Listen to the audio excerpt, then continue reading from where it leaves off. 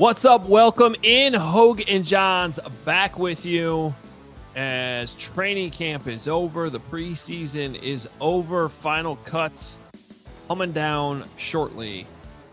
And it's time to just sort of take a step back, a little big picture conversation today with Nate Tice, our old buddy that we're really, really excited about. Johnsy, did you enjoy a nice little day off there, hopefully? I did. There's no real full days off at this time of year once training camp hits. Yes, we do like a little bit of work every single day. Some days are longer than others, but yeah, training camp is over. And like the lead of our training camp superlatives. I said that wrong. You know what I'm talking about. Yeah, I read it. I read it correctly. Like, how would you feel if you're like a defensive tackle for the Chicago Bears and you were just there from the start of OTAs, then you start training camp. It's hot. You're competing. You think you're doing well. And the Bears trade for your replacement just days before the regular season, like just weeks before the regular season begins. This is one of the harshest realities of the NFL. Yeah, it's a tough business, but I think that's why the coaching staff is really transparent with these guys, even in camp, saying you're not just trying out here, you're trying out for 31 other teams. And that means that, it's same thing goes for Darrell Taylor and Chris Williams. Like they've been in Cleveland and Seattle for months and months and months. And now they got to the end. And it's like, you're getting on a plane to Chicago. They want you more than we do. Yeah. So it's a crazy business. It's wild. But yeah, the Bears have added 2 new players to that defensive line. And I think it's important to keep expectations sort of in check. Like, and you also pointed out in that story, Johnsy, which everyone should read it in The Athletic, theathletic.com/Hoge Jahns, where you go, if you're not a subscriber for some reason, you want to get a great deal. Like this isn't, we'll find out how much they regret not pulling the trigger on Matthew Judon. I understand the reasons for not getting to the finish line on that if he wasn't going to sign a deal, but this is not going to be Matthew Judon production. I think there's definitely a projection the Bears are making with Taylor to be able to play better against the run in this scheme. But I don't think he's going to be. This is still part of a rotational deal. And ideally, I think the perfect scenario is that Austin Booker surprises everyone as a rookie and just ends up being a guy that they can lock in by next offseason as your starter opposite of Montez Sweat. It's almost like Taylor's insurance for that. Like, you're excited about what Austin Booker is doing. I love his spin move. He's relentless, but he's still a rookie. He's still a 5th round pick. He still didn't play a lot in college. So just in case this doesn't work out, yeah, we have a veteran who had 9.5 sacks just a year ago. Well, and I think he's also insurance for DeMarcus Walker because, what do we talk about when we talk about DeMarcus Walker's like biggest positive? His versatility to be able to kick inside. Well, the problem with that though is if he gets hurt, you got to replace him twice then. And so when you're the GM and you're the front office and you're going through all this, like those are the types of things you have to discuss. You never want guys to get hurt, but you have to prepare for every single possibility on your depth chart across the board. And we know Chris Williams is insurance because if Zach Pickens is healthy, I'm not sure the Bears are making this move. Like, I firmly believe that. They had high hopes, high expectations for the second-year defensive tackle.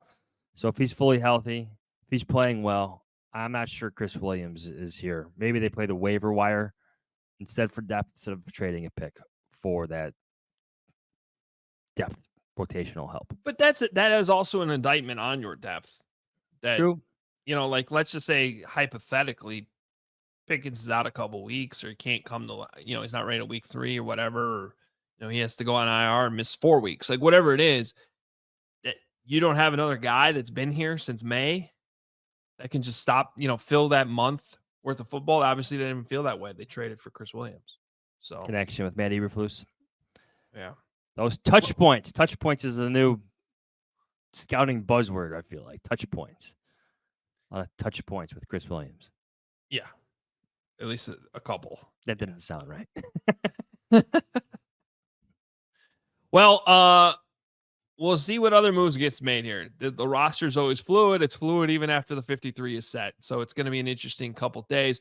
We're recording this Monday morning, so we're not going to go too in depth to, roster decisions and things like that. I know you and Kevin covered that over the before the weekend with that Thursday episode, kind of projecting your 53-man rosters. Those projections even changed by Friday a little bit with these trades. So we'll let the dust settle on all this over the next couple of days, come back in a few days to kind of break down what that final roster, which is never really final, looks like. Today, at least the rest of this episode, is going to be more about quarterback talk. And our guy, Nate Tice, who's been on this show so many times. And, he's had some good professional and career stuff going on this year as well. So that's probably why we haven't talked to him in a little bit. But it's always good to have Nate on the show. So we bring him in to talk some Caleb Williams. All right, let's bring him in. Nate Tice, who's now with Yahoo Sports and has a new podcast that you definitely should be checking out, Bears fans. It's called Football 301. Nate, how you doing, man? How's the new stuff going? It's going great. I know this is a true home and away, or just away game, I should say, for me. It used to be just kind of like, I don't know, crosstown series that I used to do when I came on this pod. So now that I really feel like I had to travel. It wasn't just a subway ride or a train ride or a trip on the L. It was truly like I had to get on a plane or really walk to my office to get to the show. But still, it feels great. Great to see you guys. Yes, everything's going well at Yahoo, though, but still great to see you guys as well. Football 301. Better than Nagy? What was it? Nagy called it 201, right? Did he? Yeah. Yes, we're one step better than Nagy. Yeah. Technically, Mitch Trubisky cannot listen to your podcast because he never mastered 201. No, he failed. Yeah, we can go left. We can go left on our pod. Yeah, and we're you. We have BU written on our podcast title. That's all it just says. It just says BU. Oh, BU. Yeah. Yeah. Yeah, that's good. Hey, we've had this plan for like a week or so to have you on today, but this turned out to be a good morning because Drake May was the big story last night. Show and my this face. morning, that's all anyone's talking about this morning. We're going to talk more Caleb Williams, but it is a nice little morning to have you on with Drake May's nice night.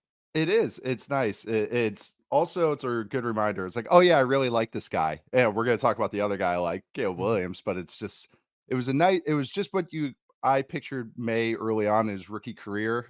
I know we haven't even hit the regular season yet, but it was like, that's the glimpses of what I liked. Push the ball, big boy, can run, smarter than people realize, can progress through things. But yeah, that he's a little bit of a wild horse. We saw you try to thread that needle to Jalen Poke right in the middle there. It's like, but that's why I like him. He tries stuff. And so it was good to see more than just a series or two, actually see some real flashes, see a 2-minute drill, see all those types of things. That's what you get out of preseason. Now they're kind of dropping the hint that they might be going with him, but we'll see. We'll see what goes on. Yeah, his head coach is saying that he outplayed him. Outplayed. That's a big word to use for a QB competition. I got to be honest. I like Drake May too. I think that would be a mistake. I don't go on. Here's where we can kind of transition to Caleb a little bit too, because that Patriots situation almost makes me think of like if Caleb had been drafted by the Bears 2 years ago, when Matt Eberflus and Ryan Poles were new and the roster was just basically depleted and they're trying to start over, and so all these things we've been talking about with Caleb since they drafted him, Nate. Oh, what a great supporting cast! What an awesome situation for a number one quarterback to come into. Plus I feel, and I want to hear what you think about this, Nate. Like, I feel like Caleb is more advanced than Drake May, just in terms of football knowledge, progressions, understanding things. Maybe you disagree with that, but I just feel like he's way more rookie ready to go than Drake May is. They just have a different style of getting there. Caleb is so calm. And that's what I think it just radiates. So it's easy to say that. That's what I think. May is more advanced. It's just that May hasn't found a throw he doesn't like. And Caleb is more like, I'll try that next time. Like Caleb has learned. So I will agree with you that maybe that extra year is like he's turned down a couple, I would say turned down, but learned to when to take those shots a little bit more, while May's still going like, smoke them if you got them. Like, let's try this stuff. So maybe there's just a little bit, but May is way, and this is why I like both of them really. Is that, and we've seen it already with Caleb in the preseason too, is that they are more advanced than maybe I think they got made out to be. They are more quarterbacks. Like they understand how to operate offense, how to operate on time. Caleb a little bit better, but I think it kind of got blown by the wayside as because of all the exciting things. I mean, even the Roman Dunze play where he's breaking left and throws left, and it looks like the wanted bullet where it's curving and he completes it. Like that play to me is just like, that's really cool. But there's plays before that where he's completing on a third down and he's progressing 1 to 2 to 3, or even on that play, there's maybe some things he can improve upon. But it's like, that's why you take these guys, what I thought should have been 1-2. And Daniels has had a nice preseason too. But this is why I thought these guys should go 1-2, is because they can operate within the structure and then they can just do all the cool stuff out of it. And that's what you're chasing. And that's what's always why I was high on Justin Fields originally, was because he could maybe reach that point where it's like he can operate within structure and do the crazy stuff outside. He never got to the point in structure, and we're still seeing it in Pittsburgh. But like, that's what's really cool already early on, is you're like, all right, they got some flashes there. And I actually think May can handle this O-line better than Jacoby Brissett can. And I don't think he has the play style that negative habits will form. And that's why I think I'm maybe a little more bullish on him playing right away, because I just think last night he took no sacks, and he was getting lit up. There's guys in his face, and that's the positive of both of these guys' games. They can get rid of the ball, throw the ball, not just scramble, while they're under pressure, under duress. And that's maybe why I'm maybe a little bit more optimistic on May starting a little earlier. So 43 snaps for Caleb Williams in the preseason. I'm sure you saw them all. Chicago is excited as it's ever been about its young quarterback, or having a young quarterback.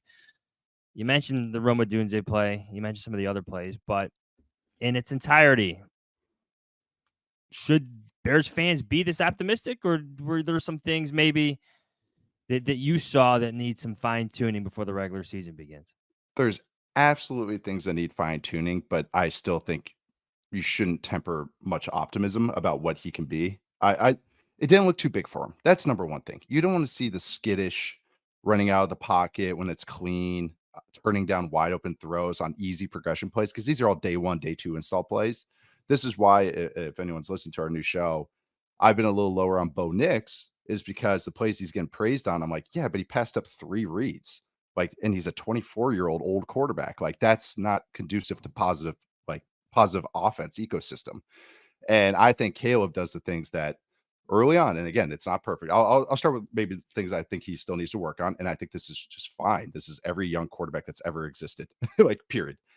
Just needs to speed things up maybe one step a little bit quicker. Maybe just get to that second or third read just maybe a half step quicker. That comes with time. That is fine. And then once in a while, stuff over the middle, if like he's progressing to it and he doesn't feel comfortable, he'll just turn it down and start into creation mode. What's cool about him in creation mode is he knows how to, like, how much to push it and how much not to. He'll throw the ball away. He's not going to guy that's going to take a 40-yard sack. Like, it's not the same as Russell Wilson, like a young Russ that might get caught with his 18-yard sack. Caleb is going to maybe get caught a couple times, but it's going to be like a 5-yard sack, or him breaking contain, throwing the ball away as he gets hit. So he does a lot of those little smart things. So I don't think the optimism is warranted. It definitely is. But there are going to be rookie blemishes as he figures out what he can and can't get away with in the NFL. There's going to be a 2-pick fumble game. There's going to be a 3-sack game and a pick. There's going to be those games. And that's why you just weather the storm. It's just, hey, I know it's a week-to-week league, but it's going to be all about what the whole season looks like and what the second half of the season looks like. I think why I'm so optimistic about Caleb and just the Bears is not only just the offense, is that the defense is going to keep him in so many games that he's going to be able to get away with mistakes, because it's not going to all be on the offense to score 30 points every game. They're going to have some ugly 17-14 games.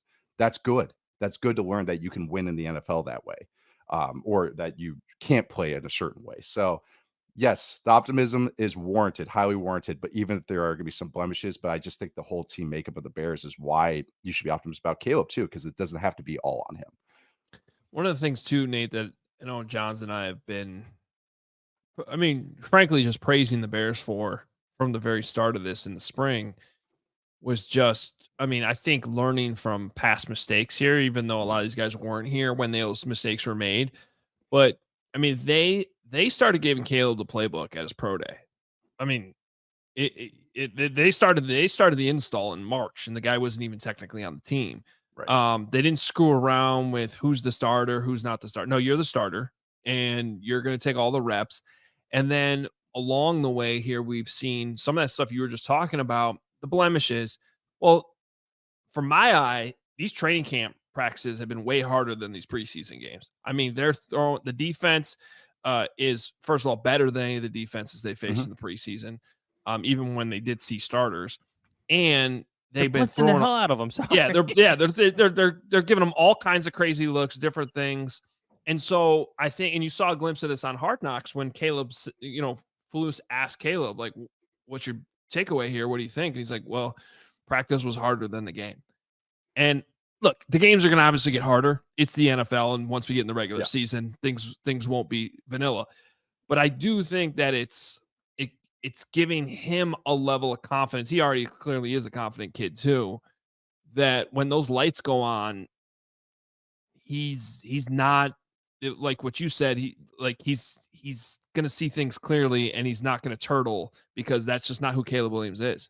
It's both of these guys, and I hate to keep drawing May back into this, but why I'm excited about both of them. Both of them had, I would say, it was the first Bears drive of the preseason. The play before the screen where he hit the hook shot, it was that he completed that third down. And I know plenty have praised this, where he progressed the curl route to DJ Moore, 1 to 2 to 3. He's properly on time. His footwork's nice and calm. Is that third down? I want to say it was like a 3rd and 12 or like a 3rd and extra long, where they had a run before, or a screen got blown up. Something happened before where it was a real long third down. That's fine. We can run a normal drop back play, and he's going to read it out and convert it. This is why I'm excited about May. May scrambled on that the first third down that he had last night, but that was after a botched snap on the first play of the whole game. If you do not have a quarterback that's above average, or I would say, anyone that's below average, one of those negative plays, a sack, a TFL, a drop snap, any of those, drive killer, dead. We're punting. Or that's it. We're behind the sticks. We're done. The fact that these rookie quarterbacks are going, whatever, got it. That's what you want, because it doesn't have to be every play. It just has to be that they can do it sometimes right now. And then you hopefully grow into you got it, buddy. Take over for a whole quarter, a whole half, a whole game. But the fact that they're showing it so early that they can handle these adverse situations, like adversity, it's not when, this is maybe why me and others get lower on guys, maybe like a Jalen Hurts or a Purdy or something like that, even a Goff or a Tua, is that everything's so great around them. Great clean pockets, guys dunking on everybody on the outside, great play calls happening. And it's that works. That's really nice that you could operate in those systems. Can you do it as you're getting hit in the chin on a 3rd and 12 on a new play, with a backup receiver in there, like a rookie receiver, when the things are tough? That's what you're growing to, that you are the dude. So it's kind of cool that they're kind of showing those glimpses of, even in adverse situations, we're not only creating positive or neutral plays, we're creating overwhelmingly positive or explosive plays on top of it. Those are the things that add up. When you got a doubles hitter and a guy that gets on base, I shouldn't say a doubles hitter, home run hitter, and a guy gets on base, you want that. You want the slugging, and you want the on base percentage. And that's what I think Caleb Williams is already showing that he can do. And again, it's just the only thing that I come back to maybe with this personnel is interior pressure. Just because if they have one injury, it could be a little scary. That is what I think dogs offense or young quarterbacks more than anything is interior pressure, because they can't step up, because they can't stay on time, because they have to move off their launch point. Again, what's cool is these two guys, Caleb Williams, Drake May, I really think can still operate great, even if they have to move off those 1 steps. So some of the negatives I see with so many young quarterbacks, watch Justin Fields with any interior pressure. It's you might as well just throw a nuke. It's just all right, well, we'll see what happens here, but these guys, it's they're still going, oh, I have to move. Guess what? I'm still on my progression. My eyes never came down. My eyes are still up, and I'm moving across 1 to 2 to 3. Okay, now I have to scramble.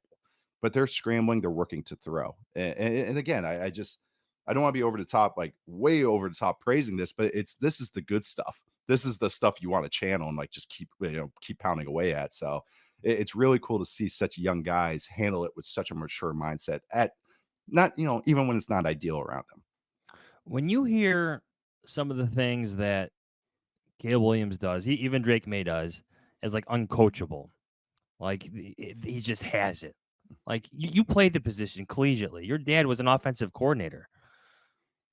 where is that line between like, well, yeah, he was kind of coached into that still, but like, where's that uncoachable gift, like breaking point for you? I'm curious. Like where I'm like, don't do it, or like what plays are like, oh man, No, I can't do that. like he just has these gifts where it doesn't take Like you can't coaching. coach that. You can't coach that. Yes. The screenplay, the hook shot, that's him. But again, I don't. It's throwing it behind the back pass, but because you have to throw behind the back pass. Like, hey, they took away my front pass. It's stylish, but it's like effective. Like it's not just for flair, like throwing the hook shot and everything. I would say that whole red zone sequence with Caleb, against in the preseason game, the break and tank throws in Dunze, and then him running around, Against throws the it Bengals. to against the Bengals. It was the Bengals, yeah. Okay, throwing to Dunze at the back of the end zone when he was just a step out. Oh, the line thing was hilarious to watch on all 22 because you see him catch Dunze catch it and go and look at the two lines and go, oh shoot! Like you can tell he's like, I didn't know that. I didn't realize that. He's such a smart player. So it's like I believe you actually. And then the touchdown after. That touchdown one is one that you can't teach. I think mortals like me would throw the first read there. That would have been covered. And I would be like, hey, that's the read. I think it was like a little stick route or like a quick out route that he might have. I would have thrown that, probably would have gotten broken up and be like, that's the read. Field goal. Yeah. Field goal. Cool. He goes, all right, let's see what we got here. Just like that. But that's what you need. You need to break glass in case of emergency, but it has to be controlled. Again, like even the scramble before that, the one to Jude's back in the end zone, he's squaring up the defender. And what he's doing there is going, can I get a throw here or should I just throw this away? Like, because I've seen him do that in college. And then sometimes he breaks the guy down, just like he did there. And other times I've seen him kind of sidearm it, throw it out of bounds as he's about to get hit and go like, yeah, I'll just take the net, neutral play there. So like those are like, I can't teach that. When to push it, when to scramble, when to juke a guy, when to like cross a guy over. Same with watching May the scramble on third and extra long. It's like in theory, that's a great idea, but like, how many guys am I going to trust to get to 14 yards and to beat NFL defenders there? Yeah, I can't teach that. I would say that also the trick shot throw he tried to throw, or the tight window throw he tried to throw to Jalen Polk. That's fourth in the progression. And usually I'd just be like, or third in progression, I'd be like, just check it down or whatever. He's like, nah, I'm going to try this. And like just throws it in there. That's under pressure too. Under pressure. That's really when you see these guys under pressure at what they accomplish. Are they scrambling for a first down? Are they pushing? Are they just checking it down or getting the ball off? That's good. Are they pushing the ball when they're under pressure? That's the ultimate. Is that if you're under pressure, you're under duress, you got moved off your spot, you're about to get tackled, you can't step into something, and you're still hunting for a 20-yard explosive play. That's what you're chasing. And that's a mindset though. Like that is something in my brain I would never even try because all I could think about is all the mistakes and negatives that could happen. These guys trust their gifts and they go, yeah, I'm going to do it. But I'm not going to, if I were teaching a high schooler, I would never do that. I would never go, yeah, try that throw, high school or freshman. Like again, it's just these guys know what they can and can't get with. So I guess that is uncoachable because it's not something that's ever going to be taught in football 101. Nate, is there anything from Shane Waldren that you didn't like in the preseason, or is it just too early? You can't really tell. It's a little early, but the good and bad with Waldren is he's kind of a greatest hits offense. So you're going to see a little bit of everything in this offense. A lot of personnel groupings to either tight ends or three wides. You'll see RPOs and screens, and we already saw that. You'll see bootlegs in this offense because he has some McVay background. And then the drop back game it's kind of his drop back stuff would always be my one little like negative with Waldren. Not that I think he's more just above average or fine as opposed to like, holy crap, this stuff is all the stuff I'm stealing. He runs a lot of the classics, like we saw the DJ Moore play, which was all curls. That's a classic third and long play. You'll see a lot of that. He does a nice window dressing, and I think he was a little bit more creative in the preseason than I was expecting. Like even based off what he showed in Seattle, because Seattle at the end there, they felt a little static. And some of that to me was, well, they don't trust the line and maybe the receivers it's not clicking for them. Like I could see them struggling a lot. These Bears receivers I know for a fact, two of them are smart. Like assume the third is the rookie. And just from what I know from offhand, stuff like that, that they can do a little bit more formation freedom or creativity and freedom, move guys around, interchange them, motion them, because that requires those guys to understand what their roles are. So I would say that it still has been vanilla in the preseason, but it's been what I expect out of Waldren. It's kind of a greatest hits. It's balanced everywhere. He's going to run it plenty. He's going to throw plenty of screens, throw plenty of bootlegs. I would say the only negative that I'm just going to keep my eye on is just like how static it is as the season goes along, because that was what kind of did him in at the end with Seattle, where some of the formations became pretty predictable.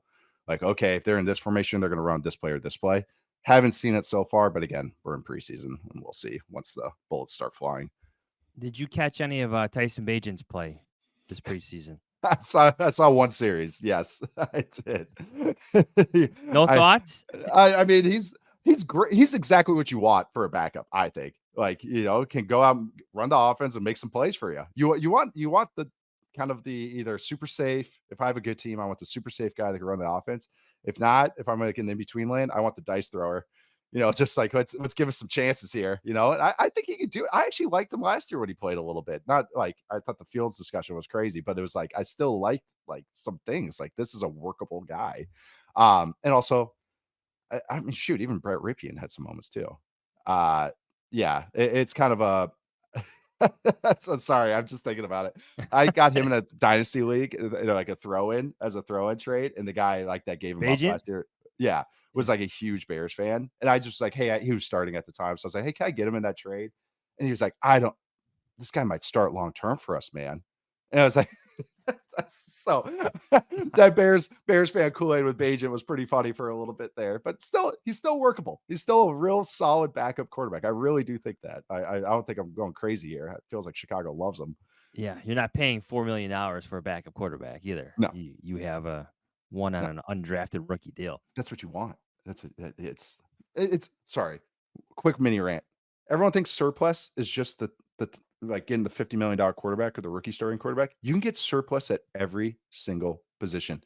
Darnell Wright is surplus. That's $10 million, $15 million cheaper than what his talent level is at right tackle. What do you get on open market? Okay, if I got 4 of those, that's better. That's just as good as having a rookie. I mean, we do have the rookie quarterback here in Chicago. It's not the best example, but sorry, that's kind of an argument. I've kind of feel like it's lost some luster for me over the last few years. It's like you can get surplus at other positions too, guys. Yeah, but I mean, the Bears have a starter and a backup now on rookie contracts. Now, Agent wasn't undrafted, guys, so that's only for 2 more years. But still, that's you're pretty good shape. Yeah, that's $5 million you can spend on the DJ Moore extension. But still, seriously though. Yes. But or you can pay for Montez. You can pay for all these guys. Like, who else is coming down the pipeline? Hey, you got some time with some of the defensive guys. You already kind of paid for some of them. I've actually liked the D tackles better, by the way, if we want to get some defense talking. I actually like the Bears defense tackles a lot better than other people do. Like Andrew Billings has been like this great player for them for like, I would say great, but good, solid starter for him. He looks like a monster this preseason. But I don't know. I kind of like their defensive depth more than most people do. How about their secondary? Top corner trio in the NFL. Kyle Gordon's one of my breakout players this year. I think shoot, that Bengals game, he looked like a monster. But Jalen Johnson's all pro worthy. Tyreek Stevenson is like, he's got star traits. And I mean, that's a really good trio. That's why I keep coming back with the Bears defense is every defense has 12 quote unquote starters, because you have nickel and a third linebacker, give or take. And I would say 11 of their 12 starters are above average or better. And I feel easy saying that. I think they have 3 linebackers that are playable or like good, solid starters. Like Sanford's a solid starter, could start for probably 25 teams. And he's their third linebacker. They have a nickel that's amazing. They have 2 outside corners that are amazing. They have solid safeties. I don't know. I know everyone's worried about the second edge rusher, but it's like, guess what? You got 10 other guys that are good like that. Not a lot of defenses have that. You look at the 49ers, they have 3 stars and like 3 solid guys. And like, outside of that, it's like, that's what I keep coming back to with the Bears. Is that's a lot of good players. Some of the Bears' best matchups in training camp was Jalen Johnson versus Keenan Allen, Jalen Johnson versus Roma Dunze. And then you forget Tyreek Stevenson missed a bit of time, but when he comes back, DJ Moore versus Tyreek Stevenson, and they were intense, fierce battles. I'm sure. Like Hard Knocks did not lie about the Keenan Allen, Jalen Johnson matchups at all. That's the best is when you get not only just good on good, but guys that like to practice because that matters too. Guys that actually like want to compete because sometimes the guys and sometimes when maybe you have a good corner or a good receiver and the other side's not up to their level, you don't see that. You don't get to see those sparks of practice. So it matters though. This is what you want to see. Yeah, Nate, if you had come out to practice this year, but you ducked us this time, that would have been one of the things you heard from us, in the bleachers. We would have been like, believe it or not, Jalen Johnson looks even better. And he does. He earned that contract, and I don't know if it's just that NFL 100 thing he's got a chip on his shoulder, whatever it is, but he looks even better, which is kind of crazy. That's awesome. It's that defense, and I know it's not the sexiest like new angle defense. If you have good players, though, it's impossible to move the ball against because you're playing so much heavy zone. Everyone can communicate really well. If you're ever court and if you can stop the run decently, but like I just always come back to the Lions game at Chicago last year with Frank Ragnow hurt because that Bears defense was just like just every passing concept just swallowed them up. And the joke I've come to is I've referred to this defense as the Zena Onatop defense from Goldeneye. Is that they just kind of just keep strangling you and suffocating you. And then like I love these types of defenses that aren't maybe the meta, what you see, but they also are, it's tried and true stuff. The flip side is that you need players to do it. And guess what? That's what I think the Bears have. They have players to execute this. That's why I'm excited to see it. Before we let you go, Mike Sando's QB tiers came Yeah. out today. We already saw you on Twitter with a few comments. Just one. What do you Just think? one so far. Yeah, just one. Josh Allen. Earliest impressions. Like, do you ever catch yourself wondering, like, who's that voter? Like, what? I do. And everyone goes, well, it's just people not everyone in the league is like this, but I'm not shocked actually. But like people's takes from the league. Like it's not. First off, it's not what we think is consensus. It's not good or bad. Like it's just they're all over the place too, just as we are. I think in football media, I think the league is the same. Yeah, the Josh Allen one. I feel like some people have not kind of recalibrated what Josh Allen is right now. That I think he's clearly the number two. Like I think it's one Mahomes is easy in his tier, and then I think Allen is easy in his tier, and then it's like a kind of a group of 3 or 4 guys after that. Is that he's like a quarterback now? He's not just some big crazy big armed running around guy. Like he is like in the pocket, nickel and diamond defenses. Like his success rate has been top 2 the last 2 years. He is one of the most dangerous runners in the game. Actually, I would say the most dangerous runner in the game with his legs, just statistically and eye test. But then and then also I think everyone's just like, yeah, he can't really, people have figured him out. And then last year he's like handled protections. And he was like changing plays before the snap and readjusting everybody, moving, running, like doing all the stuff that we were like, only Peyton Manning has ever done that. Or, that's what people think. Or Drew Brees are the only guys that do it. Josh Allen's doing all the like quarterback, quote unquote, quarterback stuff. So I don't know. I feel like that's a pretty easy guy to go like, yeah, he's 2 because it's like he's big, he's freaky, he's smart, and he wins. I think that's usually what we like at quarterback. The Burrow stuff, I really like Burrow. I feel like no quarterback I've ever seen gets more credit for his moxie and his coolness than Joe Burrow. And that's what kind of drives me insane is that there's no stat that has him above anybody else. There's no he's more like above average in a lot of stats. And I know that's not everything. He's accurate. He can execute the offense. He also can't execute certain things because of his arm strength is more average. He doesn't like to do under center stuff. And so the Burrow thing for me is that like some media credit for him, and I guess in the league credit, is that, he wins and he's got all that swag and everything. It's like, and Mahomes doesn't, and Lamar doesn't, and Josh Allen doesn't. Like, are they not cool? Are they like just a bunch of dweebs? Like, am I missing something that all these quarterbacks are losers and Joe Burrow's the only cool quarterback that's ever existed? Like, Josh Allen doesn't go into his locker room every day and everyone's like, fuck, thank God we got Josh Allen. Like, look at that cool ass, badass, like drag 3 defenders to get that first down. That's awesome. Maybe because he doesn't, I don't know. It's like this weird disconnect I have. Matthew Stafford got a new haircut. Got a great haircut. Yeah. And it makes me sound like a Burrow hater. I love Burrow. It's just that I feel like he gets a lot of credit for things that others don't get credit for some reason. Like Caleb Williams, because we actually talked about that when Caleb was getting criticized for all that stuff. We're like, Joe Burrow does the same stuff that he's God. So when Caleb had the crying thing, everyone was like, that's not good. I was like, that's awesome. That means he's competitive as hell. it's like what you want. It's like, I don't know. Well, we've come a long way because then he hugged a little girl in the stands the other day, and he was greatly celebrated for that. Oh, so was he? Hopefully we've moved on from the hug analysis part of Caleb Williams' career. I do want to ask you this though, because the QB tiers, they don't include the rookies. Right. I'm curious where you would put Caleb Williams and Drake May in the tiers. And I know I'm putting you on the spot here. I can help with sort of how, Sando lays out the definitions. But like, for instance, tier 3 quarterback is a legitimate starter, but needs a heavier run game and or defensive component to win. A lower volume drop back passing offense suits him best. That's where tier 3 is. There. I think both of these guys are going to need run games to help them out first and foremost, and a good defense. Both will have good defenses. If we're talking just May and Williams, it's actually what had me. Why even with like Jane Daniels, it kind of keeps making it sound like I hate them or anything like that. It's just that their ecosystem, that team, has me really scared because it's a lot of what his bad habits are. And I don't think they have the guardrails to kind of keep him away from that, taking sacks, going one and done with his reads, taking hits and everything. That Washington O-line's not that good. I don't know why the Patriots O-line keeps getting like picked apart and everyone goes, yeah, Washington's fine though. It's like, we see that line with Jaden behind it, who takes a lot of sacks. So I think but going back to May and Williams, I'd have him in tier 3 because I do think that run game is going to help him out. I don't know how much straight drop back. That's also a differentiator. It's not just passing the ball, which includes bootlegs and play action and RPOs, just straight drop back, no attachments, no kind of easy buttons.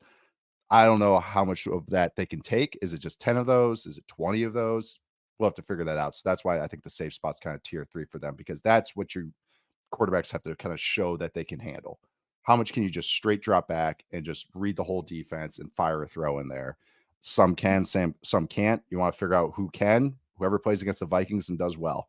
That Brian Flores is the ultimate like test if you are a guppy quarterback or if you're not a guppy quarterback. Like that he's like, he figures that out for you. But that's why I slot these guys, Williams and May and 3, because I do think they need help because they're rookies. It's just impossible to say otherwise. But I do think they are guys that can play just as well as those other guys in tier 3. Because that's like right now, it's like I think I saw Tua in there, Trevor in there. Who else was in there? Tua, Trevor, and that starts with number 15, in terms of ranking. So Tua, Trevor, Kyler, Deshaun Watson, Baker Mayfield, Derek Carr, Geno Smith, Russell Wilson, all those guys in tier 3. God, I would put them on top of that tier then. Because, Trevor and Kyler are underrated in there, I think. And same with Geno. Like, where they're that kind of like, I think Geno's kind of the cut between tier 2 and tier 3. And I think Trevor and Kyler should be in tier 2. So, like, right there, like that kind of like cutoff right there, that tier 3, tier 2 cutoff is where maybe those young guys should be in. Yeah, that's 2 over Trevor is a take. Deshaun Watson over Geno is a take. Deshaun Watson might be the worst quarterback starting right now. I was gonna say I'm not even scared to say that. I wouldn't put Deshaun in tier 3 anymore. Yeah, I mean, it's been such a good guy. That's why they have him up there. Yeah, that's what it is. It's been 4 years since he was any good at all. And same with Russell over Geno is it's insane. Crazy. Yeah, I think we already had that one settled. All right, Nate, great stuff. Thanks. Always good talking to you. Good to have you on the show again. Everyone should be following you at Nate_Tice as always. And now you can find him with Yahoo Sports. And go check out his podcast right now. Football 301 is what it's called. Thanks, Nate. Thank you, guys. That was a lot of fun. All right, Johnsy, always fun talking to Nate Tice. Always, new job, same great information. As always, I was surprised he brought as much heat as he did on the Bears defense. Loves the Bears defense. It's tough not to love the Bears defense. Yeah. I think that's like there's going to be some ups and downs for this offense. There will be. You got a rookie quarterback, but this defense should be consistently good all year, if not dominant for stretches, especially against some of these quarterbacks they're going to be facing. Yeah, absolutely. Well, awesome to get together with Nate, kind of recap what we've seen from the quarterbacks now in the preseason. And we're gonna let this breathe for a couple days here. We got roster cut downs. You always got a couple changes that happen after that. Maybe another trade or two comes down the pipe. So we're gonna let things breathe for a couple days here. We'll come back, get you another episode going into Labor Day weekend, so you have some stuff to digest as you hopefully enjoy your last big weekend of summer. Maybe you'll be on the road, listening to the pod, all that stuff. So we'll make sure we get you an episode before Labor Day weekend, and then by next week, we're in game week. Let's go. Now it's football season. Can't wait. We'll start breaking down the Tennessee Titans then next week. Hopefully, everybody enjoyed the episode today. Make sure you're following us on Twitter at Adam Hoge, at Adam Jahns, at Hoge Jahns on Twitter is our show Twitter account. Go check it out. We're posting some clips on there throughout the season. And then, of course, check out our YouTube channel. Even if you're one of our longtime podcast subscribers, you listen that way. That's how I listen to most of my podcasts too, to be honest with you. But we got some extra videos that are going up on the YouTube channel, things like that. So even if you don't watch the full episodes there because you listen to them, go hit subscribe on the YouTube channel because we'll have some extra stuff, some shorter videos on there throughout the season as well. And vice versa, if you watch us on YouTube, go check us out. It always helps to have you guys subscribed on both just to help boost the pod. So thank you so much for the support and all the merch. Like that awesome shirt Johnsy's wearing, the Walking Bear polo, still got some. That shirt still got some life here, and before it gets cold, certainly does this week because it's like 100 degrees out right now. Real Stay training cool. camp weather. Yeah, thank God we dodged it. Enjoy the next few days, guys. We'll catch you later on in the week. Talk to you then. See ya.